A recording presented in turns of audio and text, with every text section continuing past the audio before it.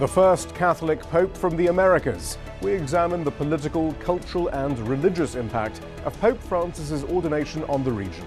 You're watching Inside Story Americas from Washington.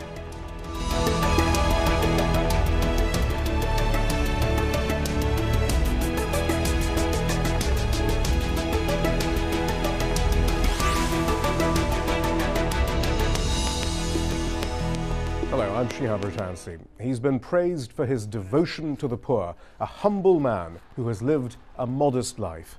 As the first pope from Latin America, there are hopes he will re-energize Catholicism in the region, where evangelical Christianity has been gaining ground in recent years.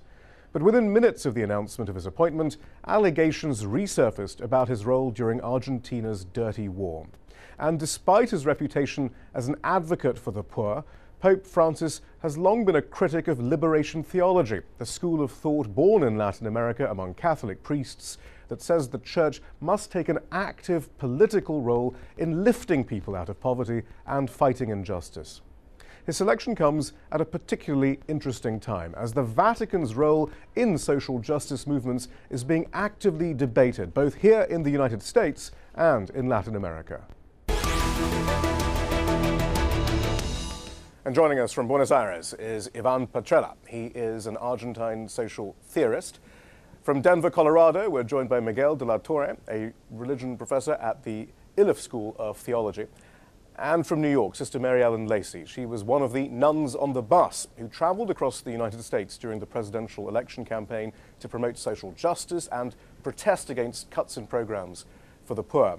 Sister Mary Ellen, first of all then, as someone who has been calling actively for social and economic justice, what does it mean to have a Pope Francis? I think it's just such an exciting choice for the Church. For me to hear that somebody has a history, a recent history, and pastoral experience, as well as knowledge of and walking with the poor, in addition to speaking out against social economic injustices, I think it's just a hopeful sign for the Church. The fact that a majority of the conclave selected somebody with these gifts and these qualities, I think is just a good sign for the future of our Church. Professor de la Torre, I mean, those then are qualities that you'd think would be very appealing to progressives and those on the left, and yet almost immediately for many, that focus was overshadowed by these allegations of Pope Francis during Argentina's dirty war, specifically that he cleared the way for two priests to be kidnapped and tortured. How serious are those allegations? Well, as you said, these are but allegations. And I'm less concerned with the allegations because I think in the past they have been shown not to have much basis. But I'm more concerned with the silence that he had during this time. He did not speak out. So that's where my concern lies. But as far as the allegations are concerned, they are but allegations. Iván Petrella, though, I mean, the journalist who broke the story, Horacio Verbitsky, has himself acknowledged, though, that there's long been this debate as to whether, in fact, instead of betraying dissidents, he actually saved dissidents. But then he said his own mind was made up when he went into the Argentine Foreign Ministry's archives recently and discovered documents suggesting that Bergoglio referred to one of the priests as a subversive when one of the priests was applying for a passport. And that for him then finally did make up his mind, that Bergoglio was more than just a bystander. I mean, I think those allegations, quite frankly, are untrue. And if one studies the situation, one sees that Verbitsky is actually jumping to a few conclusions.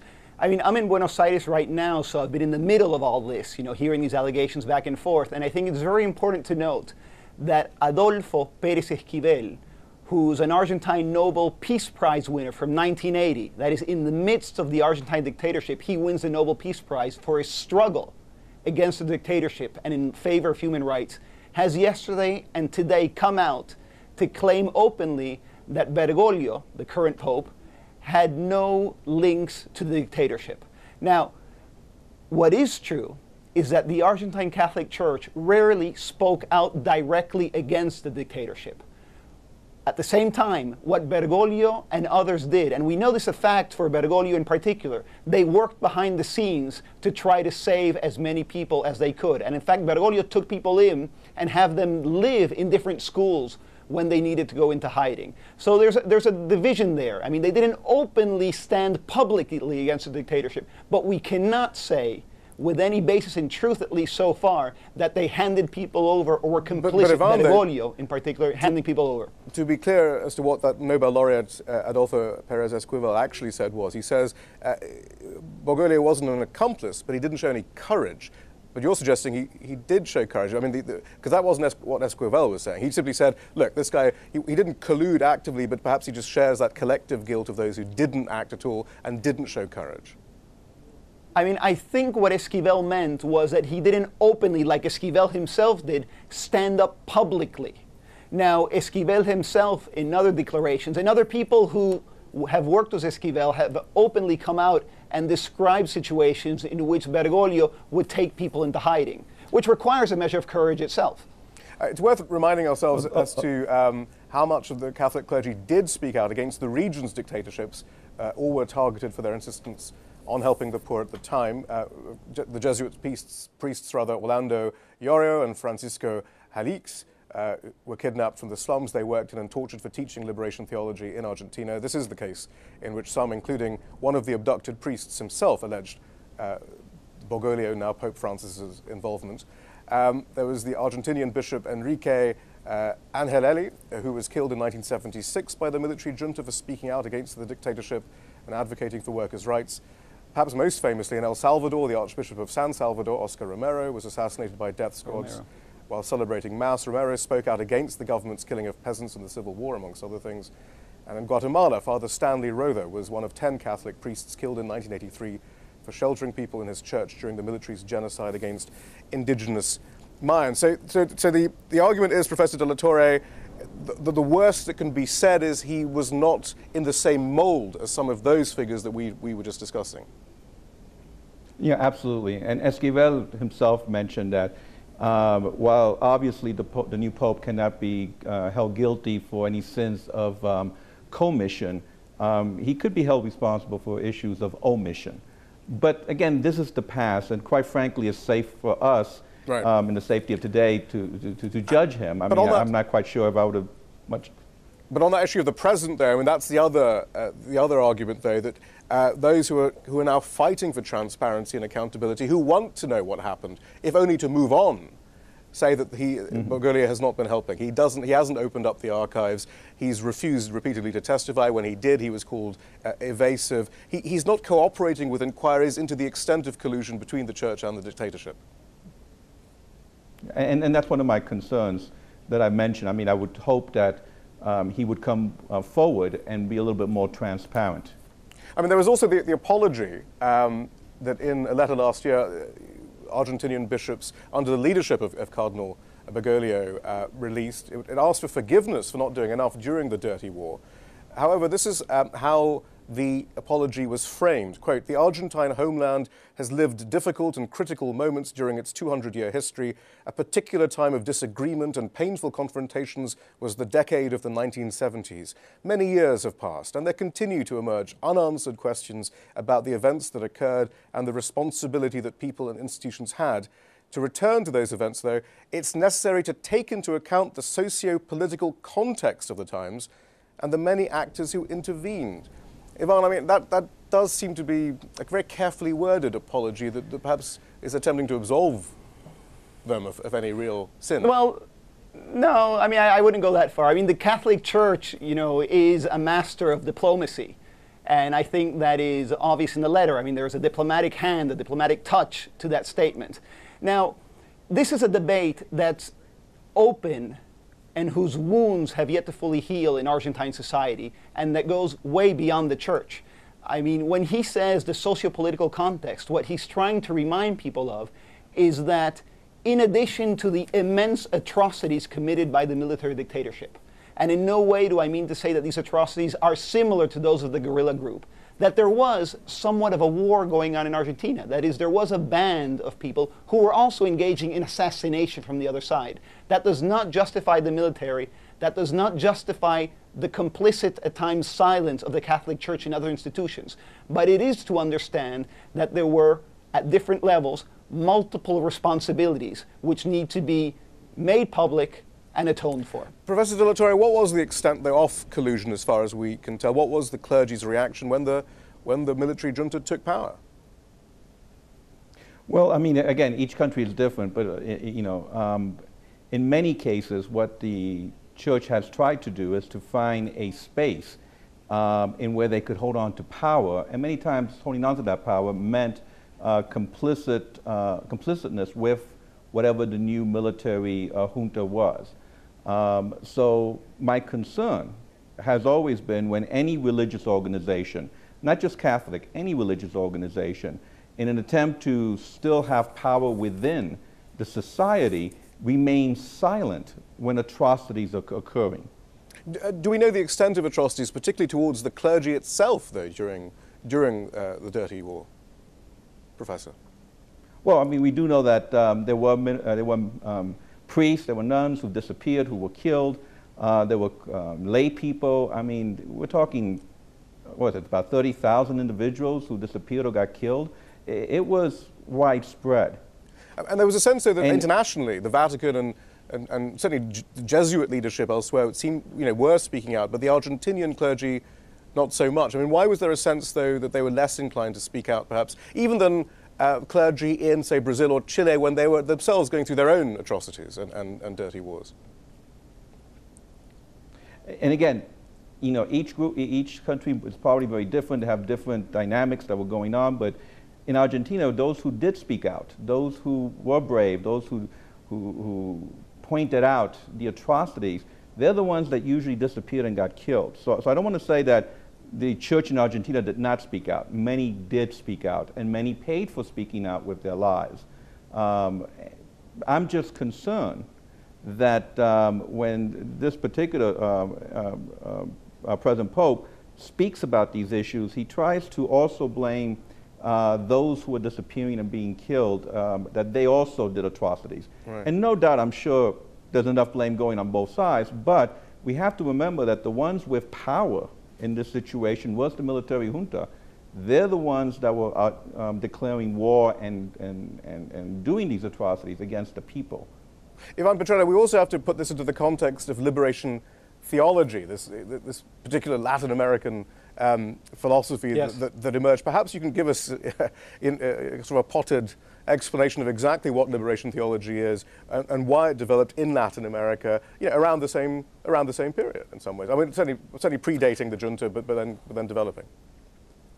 Right. Well, liberation theology was basically an attempt by priests in Latin America to take Vatican teaching, Vatican doctrine, and adapt it to their own particular context, social, political circumstance.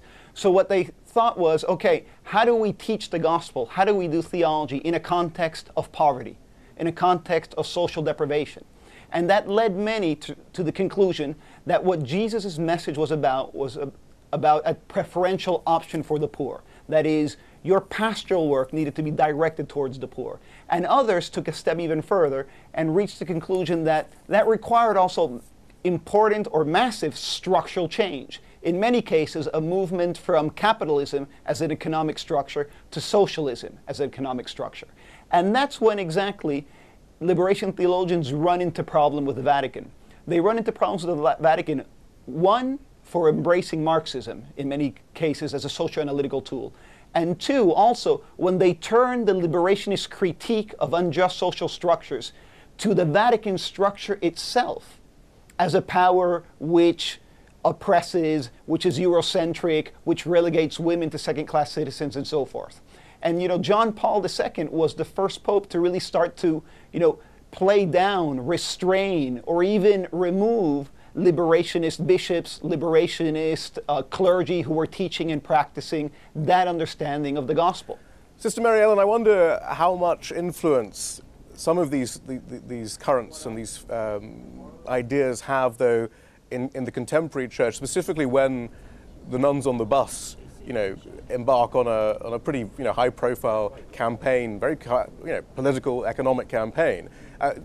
do you see antecedents in liberation theology? Perhaps even to answer that question, they might get you into trouble, so maybe I shouldn't answer that. But, I mean, but what influence does liberation theology have today in the current debates around the church and how it should view economic justice?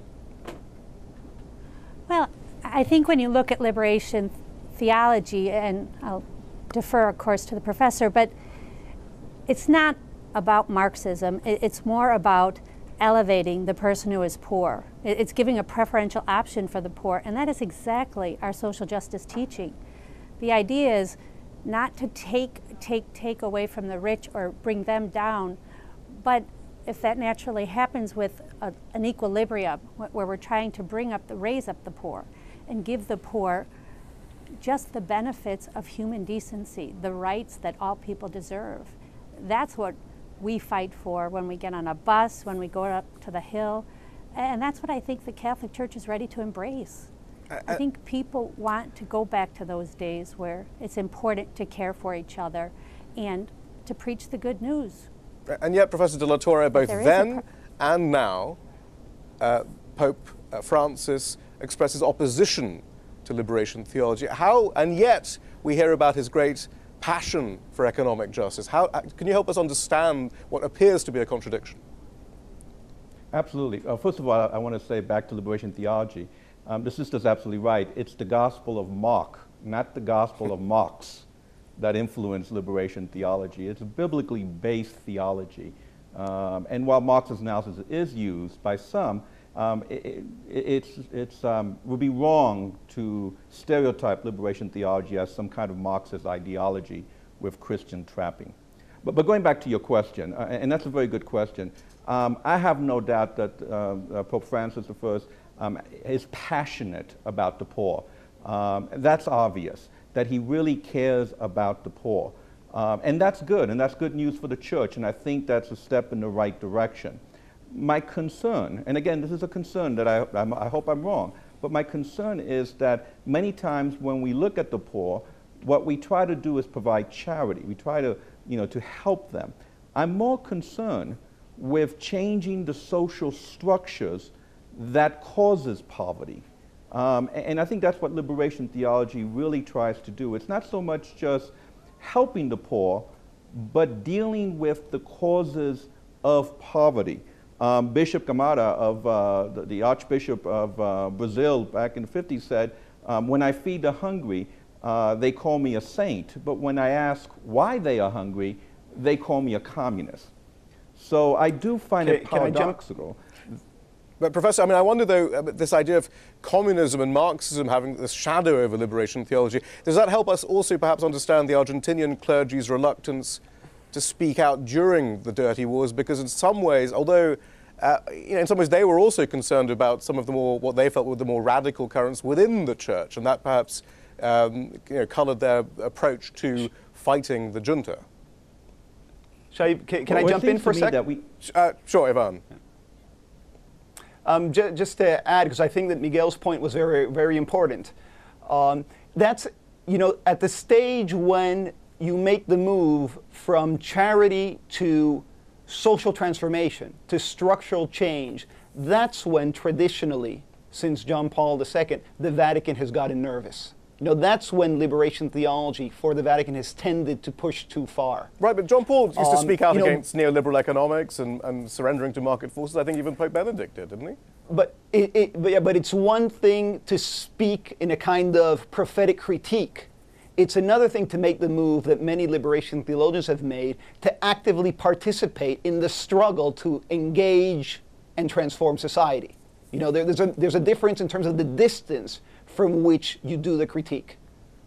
Sister Mary Ellen, you were very close to that struggle. Then let's talk about the Vatican's response to your campaign. They didn't seem terribly pleased, did they?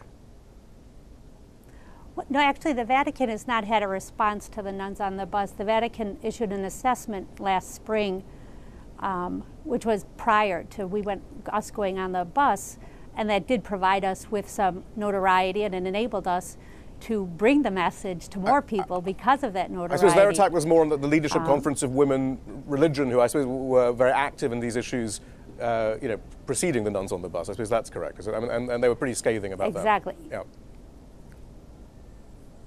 they had questioned the silence on some issues and the activity with respect to social justice and treatment of the poor and concern for the poor.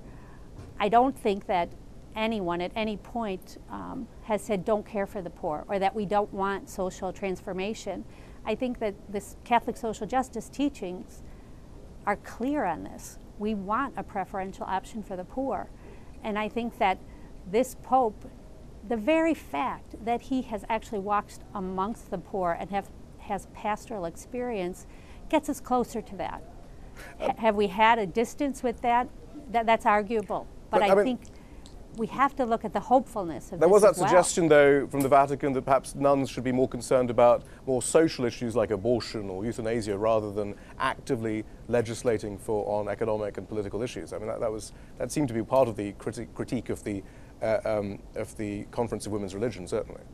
And I wonder whether that's part of their opinion of actually the role of women in the church. Well, I think you're bringing up a very important point. I mean, when we talk about social action, the question is whose social action?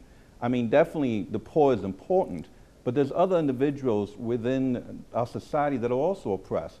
Will there be social action towards women becoming priests? Issues on contraception. Will there be any social action towards our gay, lesbian, bisexual, and transgender brothers and sisters in Christ? So, you know, when we're talking about justice, it's more than just the poor. It's the entire society, the entire community. Sorry, Sister Mary Ellen, you were about to say, I'm sorry. I agree with him that there's many things. I think that this new Pope's going to have just a plate full of challenges, and those issues that he mentioned will be on there. But I think from somebody coming from South America, who's probably seen poverties that we in America, United States of America don't see, I think when he sits at the chair of Peter and looks over all of the possibilities and challenges he has, he's going to see abject poverty. He's going to see hunger, and he's going to see homelessness, and those things have to rise pretty high on the priority list. And I think that given his reputed love of the poor, they will properly take a good place. But what would you actually want him to do, though, once he sees the extent of the poverty, Sister Mary Ellen? Oh, I would hope that he would mobilize the church and enflesh many of the social justice teachings that we already have and that we've touched on. And as we've discussed here today, we could do a lot better with owning that responsibility. I think the people in the pews are hungry to hear that we do owe each other a responsibility, that we are accountable to each other, and we are our brothers and sisters keepers. When we were on the bus... Sorry, go ahead. Go ahead. I was saying when we were on the bus, we were met with people, and this is what they asked of us. You know, we want to get back to the Jesus gospel teachings. Iván Petrella, we've heard a lot about humility and so forth, but what does that mean, though? I mean, Leonardo Boff, the great liberation theologist, suggests that humility actually is partly, though, accepting that the church teaching is one of many voices in the democratic space to an extent. But are we expecting anything like that from the Pope? Is that even possible? I mean, should we be expecting that sort of thing? No. I mean, I think this Pope is a pluralist when it comes to the openness to debate. Obviously, I think Sister Lacey is exactly right. I mean, this is a very hopeful sign. He's definitely progressive when it comes to economic and social issues. Not surprisingly, you know, he's in the mold of Benedict and of John Paul II when it comes to issues of, for example, gender. But you asked Sister Lacey, what would you like this Pope to do? And let me tell you, his role in the past decades in Argentina since the return to democracy has been at the very least twofold. On the one hand, he's been an outspoken critic of social inequality, and he's walked the slums, and he's worked there very closely, and he's promoted a group of priests who work very closely with the poorest of the poor in Argentina.